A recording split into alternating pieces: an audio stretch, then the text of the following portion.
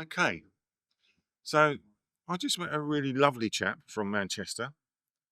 He's here for the day, and while he was here, he came down to visit the Roman ruins here at Bancroft Villa in Normandy, which has become very popular.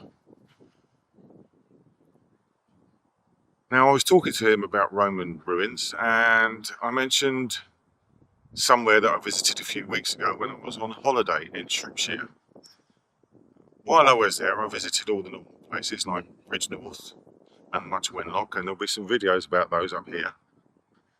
I'll put the links in if I remember when I'm doing the editing. But I also went to somewhere which Roman name was Viraconium Cornivorium, which nowadays is called Wroxeter Roman City. Now it's an English heritage site, about 15 minutes away from Much Wenlock and Shrewsbury. It's well worth a visit. It's the fourth largest city that was in Britain in the Roman Empire, and they've managed to uncover the city centre there with some really interesting artifacts to look at. So, enjoy the video, and if you can, pay Wroxeter Roman City a visit. When I think of Roman history, probably like a lot of people, I think of Rome, the Colosseum, the Forum, gladiators and soldiers. But when I was on holiday recently in Shropshire, just 5 miles from modern-day Shrewsbury, I visited one of Britain's greatest forgotten cities. A place once bustling with markets, soldiers, merchants and officials.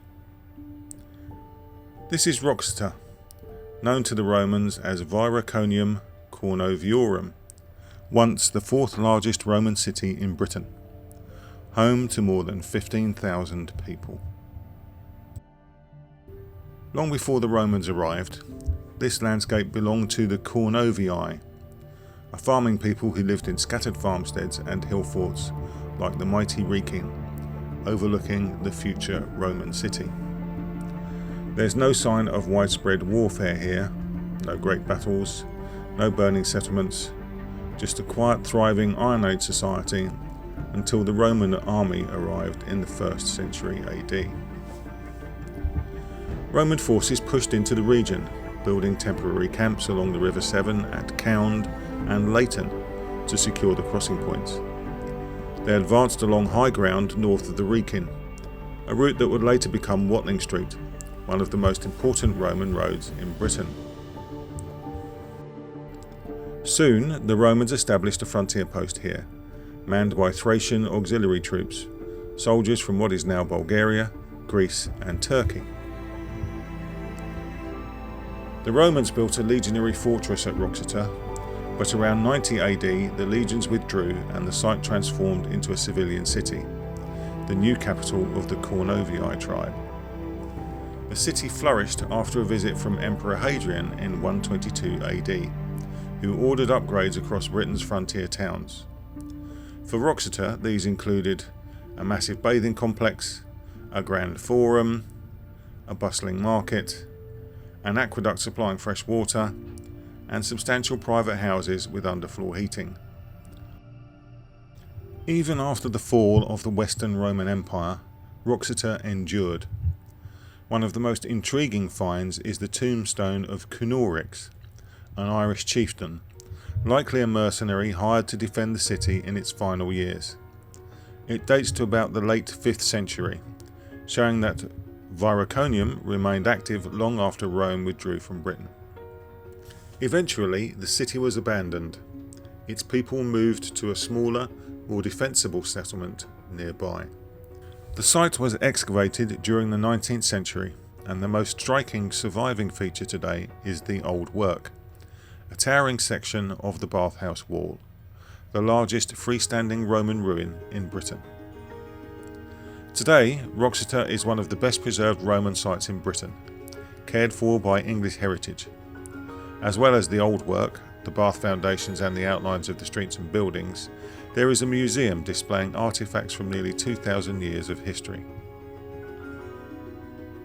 Archaeologists have used modern technology to map the entire city, revealing streets, houses, workshops and defences that remain mostly untouched beneath the soil. Wroxeter's remote location meant later generations never built over it, preserving the Roman footprint like a ghost city frozen in time. One of the most unique features on site is the reconstructed townhouse, built as part of a project with Channel 4 called Rome Wasn't Built in a Day. Only tools and materials available to the Romans were used. It is based on the design of a townhouse which once stood on the site at Wroxeter, and is similar to a villa, bathhouse and temple excavated next to the Buckingham Canal near Cosgrove. It comprises a dining room, bath suite and replica Roman furniture. Archaeological research of the site is ongoing, with further buildings being excavated. In 2024, archaeologists uncovered a 2,000-year-old mosaic depicting dolphins and fish. Wroxeter is more than a collection of stones, it's a story of conquest, adaptation, prosperity, disaster and quiet resilience. A city that rose from an Iron Age landscape, flourished under Roman rule and lingered long after the empires collapsed.